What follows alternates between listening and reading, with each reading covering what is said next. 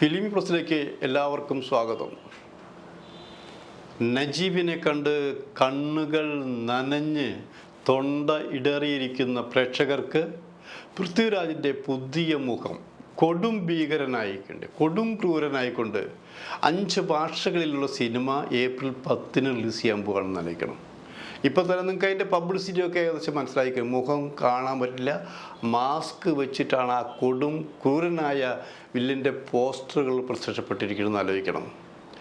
അങ്ങനെ ഒരു കഥാപാത്രത്തെ അവതരിപ്പിച്ചു കൊണ്ടുള്ള 5 ഭാഷകളിൽ സിനിമ ഏപ്രിൽ 10 കേരളത്തിലടക്കം റിലീസ് ചെയ്യാൻ പോകുന്ന ആലോചിക്കണം. ബെഡേമിയൻ ചോട്ടോ ബെഡേമിയ എന്നാണ് സിനിമയുടെ പേര്. അത് ശരിക്കും പറയുകയാണെങ്കിൽ ഹിന്ദിയിലാണ് തുടങ്ങി വെച്ചതെന്ന് ആലോചിക്കണം. അക്ഷയ് കുമാർ, ടൈഗർ ഷറോഫ്, ഈ 2 പേരും മുഖ്യ കഥാപാത്രങ്ങളെയാണ് ഇതിൽ അവതരിപ്പിക്കുന്നത്. അതിലത്തെ കൊടും ക്രൂരനാണ് പൃഥ്വിരാജ്. അപ്പോൾ നമ്മുടെ മലയാള നടന്മാരൊക്കെ കൊടും ക്രൂരന്മാരായിട്ട് അഭിനയിച്ച് കയ്യടി വാങ്ങി നായകന്മാർക്ക് ഭീഷണി ഉണ്ടാക്കുന്ന തരത്തിലാണ് അഭിനയിച്ചുകൊണ്ടിരിക്കുന്നത്. ഇപ്പം അത് പൃഥ്വിരാജിൽ വന്ന് തൽക്കാലം നിൽക്കുമ്പോൾ തന്നെ നമ്മൾ ആലോചിക്കുക, പുഷ്പ എന്നുള്ള തെലുങ്ക് പടം, ആ പുഷ്പ എന്നുള്ള തെലുങ്ക് പടത്തിൽ നമ്മുടെ മലയാളത്തിൻ്റെ പ്രിയ നടൻ ഫഹദ് ഫാസിൽ അഭിനയിച്ചിട്ടുണ്ട്.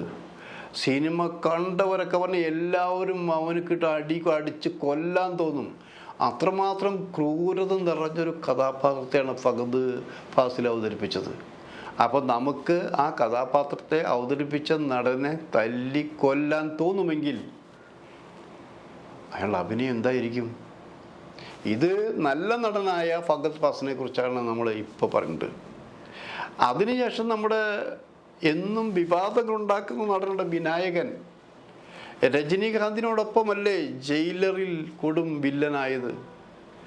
രജനി പോലും ചില അവസരങ്ങളിൽ പതറിപ്പോയി എന്നാണ് ഇപ്പോൾ വന്നുകൊണ്ടിരിക്കുന്ന വാർത്ത. അന്ന് പറഞ്ഞില്ലെങ്കിലും അത്രമാത്രം ശക്തമായൊരു കഥാപാത്രത്തെയാണ് ജയിലറിൽ അവതരിപ്പിച്ചത്. ഇപ്പോൾ വീണ്ടും രജനി ഫഹദ് ഫാസിനെ തന്നെ തൻ്റെ പുതിയ സിനിമയിൽ നല്ല വില്ലനാക്കിയിട്ടുണ്ട്. നായിക ആയതാര മഞ്ജു വാര്യരും. അപ്പോൾ മലയാള നടീനടന്മാർക്ക് പ്രാധാന്യമേറെ വർദ്ധിച്ചിരിക്കുന്നു. അതവർ സൗന്ദര്യം കൊണ്ടല്ല, അവർ കരുത്തുറ്റ കഥാപാത്രങ്ങളെ നായകനായാലും വില്ലനായാലും ഏത് വേഷമായാലും അവതരിപ്പിക്കാൻ കഴിവുള്ളവരാണ്, ശക്തരാണ് എന്ന് തെളിയിച്ചതിന് ശേഷമാണ് ഇവരൊക്കെ വിളിച്ചുകൊണ്ടിരിക്കുന്നത്. അപ്പോൾ നമുക്ക് തിരിച്ചു വരാനുള്ളത് പൃഥ്വിരാജിലേക്കാണെന്ന് ആലോചിക്കണം. പൃഥ്വിരാജ് ഒരു ഇൻ്റർനാഷണൽ ഫിഗറായി മാറിക്കഴിഞ്ഞിരിക്കും. ഇപ്പോൾ അത് ഈ ആടുജീവിതം കൂടി അങ്ങനെ ഒരു കിട്ടി. പക്ഷെ ഇവിടെ രണ്ട് തലമാണ് നമുക്ക് കാണാൻ കഴിയുന്നത്. നമ്മുടെ ചില സിനിമാ ചിന്തകന്മാർ ചോദിക്കുന്നൊരു ചോദ്യമുണ്ട്. ആടുജീവിതത്തിലെ നജീമിനെ അവതരിപ്പിച്ച പൃഥ്വിരാജിൽ ഈ സിനിമ റിലീസ് കഴിഞ്ഞൊരു 10 ദിവസമാകുമ്പോഴേക്കും മറ്റൊരു ക്രൂരമായൊരു കഥാപാത്രത്തെ അവതരിപ്പിക്കും, പ്രേക്ഷകർ അതെങ്ങനെ താങ്ങുമെന്നുള്ളതാണത്. കാരണം ഈ സിനിമ റിലീസ് ചെയ്യുമ്പോൾ തന്നെ ആടുജീവിതം തിയേറ്ററിലുണ്ടെന്ന് ആലോചിക്കണം. അപ്പോൾ 2 സിനിമയും ചർച്ചയാവണം. കാരണം ഒരു സംവിധായകൻ ഒരേ തരത്തിലുള്ള സിനിമ ചെയ്യാൻ പാടില്ല. ഒരു നടനോ നടിയോ മറ്റാരാനും ശരി ഒരേ രീതിയിലുള്ള കഥാപാത്രമല്ല ചെയ്യേണ്ടത്. അയാൾക്ക് കഴിവുണ്ടെന്ന് തെളിയിക്കാൻ വ്യത്യസ്തമായ റോളുകൾ ചെയ്യണം. അപ്പം ഇവിടെ നമ്മൾ കാണുന്നത് എന്താ? അത്രയും ശക്തമായ 2 ഗോപുരങ്ങളാണ്. 2 ഗോപുരങ്ങൾ എന്ന് പറഞ്ഞാൽ ആടുജീവിതത്തിലെ നജീബ് ഒരു വലിയ ഗോപുരം തന്നെയാണ് അഭിനയത്തിൻ്റെ കാര്യത്തിൽ. ഇപ്പുറത്ത് ഈ പുതിയ സിനിമയിലെ കൊടും ക്രൂരൻ, അത് കാണാൻ നമ്മൾ ആലോചിക്കും, എന്ത് രസകരമായിരിക്കുമല്ലേ, ഇതെങ്ങനെ സാധിച്ചു? ഇത് അപൂർവ സർഗശക്തിയുള്ള കലാകാരന്മാർക്ക് മാത്രമേ സാധിക്കുകയുള്ളൂ എന്നതാണ്. ചർച്ച നടക്കുമ്പോൾ നമ്മൾ വെറുതെ തള്ളാൻ പറ്റില്ല. ഈ 2 സിനിമകളും ഒരേ തിയേറ്ററിലാണ്. അതായത് ഇപ്പോൾ തിയേറ്ററിൽ ഇപ്പോൾ 2 തിയേറ്റർ ഉണ്ടായിരിക്കാം. ആ 2 തിയേറ്ററിൽ ഒന്നിൽ ആടുജീവിതവും മറ്റൊന്നിൽ ഈ ക്രൂരനായ വില്ലൻ്റെ ഹിന്ദി പടവും കാണിക്കുമ്പോൾ പ്രേക്ഷകരുടെ പ്രതികരണം എന്തായിരിക്കും എന്നുള്ളതാണത്. ഏത് സിനിമ അവരാദ്യം കാണാൻ പോകും? അതും ഒരു ചോദ്യമാണത്. കാരണം ക്രൂരത നെടിലിക്കുന്ന കഥാപാത്രങ്ങളെ അവതരിപ്പിക്കുന്ന സിനിമ കാണാൻ സ്ത്രീകളെ കുറച്ചേ ലഭിക്കുള്ളൂ എന്നൊരു പ്രചരണം മുമ്പുണ്ടായിരുന്നു.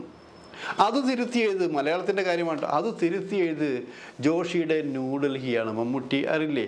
ആ ന്യൂഡൽഹിയാണ് ഈ രക്തം കണ്ടാൽ പിൻവാങ്ങുന്നവരാണ്, ഭയന്നോടുന്നവരാണ് സ്ത്രീ എന്നുള്ള ധാരണ മാറ്റിക്കളഞ്ഞത്. അതിൽ ആ സിനിമ കണ്ടാൽ വെട്ടും കൊലപാതകവും പ്രതികാരവും ഉള്ളതല്ലേ. ആ സിനിമ ഏറ്റവും കൂടുതൽ കാണാൻ വന്ന പ്രേക്ഷകരിൽ സ്ത്രീകളാണ് കൂടുതലായിരിക്കണം, കോളേജ് വിദ്യാർത്ഥികളുണ്ടായിരുന്നായിരിക്കണം, നിരവധി പേരുണ്ടായിരുന്നായിരിക്കണം.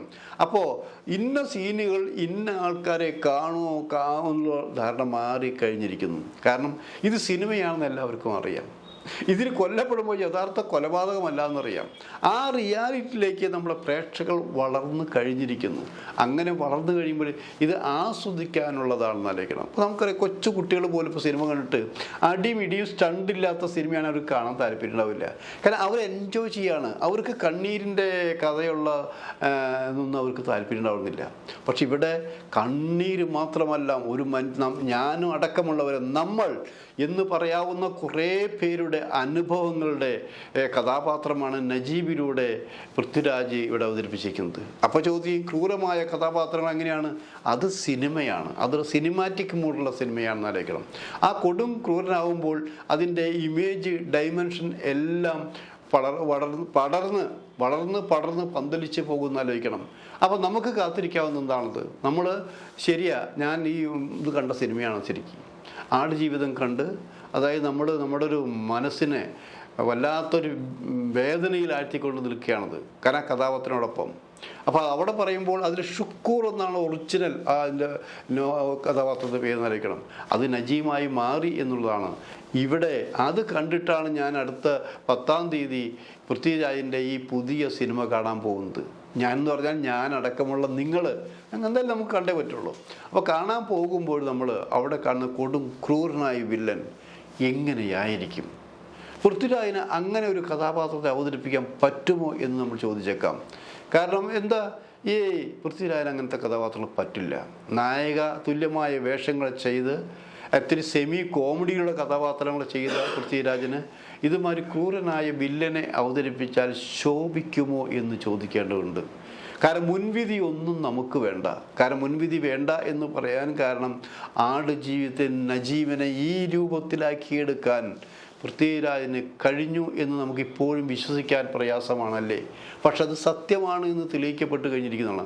അതുപോലെ തന്നെയാണ് ഈ പുതിയ കൊടും ക്രൂരനിലേക്കുള്ള മാറ്റമെന്ന് ആലോചിക്കണം. അതൊരു മലയാള സിനിമയല്ല, മലയാളം അടക്കമുള്ള 5 ഭാഷകളിലാണ് ഈ സിനിമ വരുന്നതെന്ന് ആലോചിക്കണം. നമുക്ക് കാത്തിരുന്നുകൂടെ? കാരണം നമ്മുടെ മലയാളത്തിൽ നിന്ന് ഒരു വലിയ നടനായി വളർന്ന് പന്തലിച്ച്, അല്ലെങ്കിൽ വലിയ സംവിധായകനായി പടർന്ന് പന്തലിച്ച പൃഥ്വിരാജ് ഈ സിനിമയ്ക്ക് ശേഷമാണ് തൻ്റെ 2ാം ഭാഗം ഉള്ള സിനിമ ഷൂട്ടിംഗ് പൂർത്തിയാക്കാൻ പോകുന്നതായിരിക്കണം. അങ്ങനെ നിരന്തരമായി ഈ രംഗത്ത് ശോഭിച്ചുകൊണ്ടിരിക്കുകയാണ് പൃഥ്വിരാജ് എന്നറിയിക്കണം. അപ്പോൾ നിങ്ങൾ ഒരു ചോദ്യം ചോദിച്ചേക്കാം, ഈ മനുഷ്യനിപ്പോൾ കുറേ പടങ്ങൾ ലഭിക്കാൻ പോവാണ്. ഏത് ഭാഷയിലുള്ള സിനിമകളാണ് ആദ്യം ചെയ്യുക എന്നുള്ളതാണത്. ഏതൊരു നടൻ്റെയും ഏതൊരു സംവിധായകൻ്റെയും മോഹം എപ്പോഴും മലയാളം മാത്രമല്ല, ഹിന്ദി തന്നെയാണ്, ഹോളിവുഡാണ്, ഇതൊക്കെ തന്നെ ആയിരിക്കും.